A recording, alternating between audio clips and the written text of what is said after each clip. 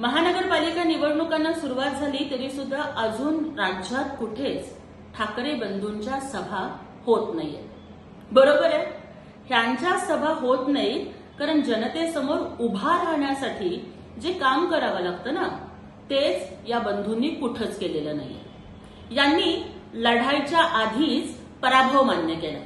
अहो, हे पळकुटे लोक आहेत, कार्यकर्त्यांची ह्यांना काही पडलेलीच नाहीये आणि म्हणून तरी नगरपालिका निवडणुकांच्या मध्ये सुद्धा हे प्रचाराला कुठेच फिरले नाही। तुम लढो, हम कपडे संभालते हैं, अशाच पद्धतीची वृत्ती ह्या दोन्ही ठाकरे बंधूंची आहे।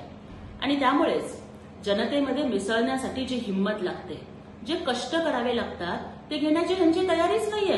कारण आतापर्यंत हे लोक फक्त ऐशो आरामी जीवन जगले आहेत आणि फक्त पत्रकार परिषदांच्या मधून बोलबच्चनगिरी करणं एवढंच त्यांना माहिती आहे।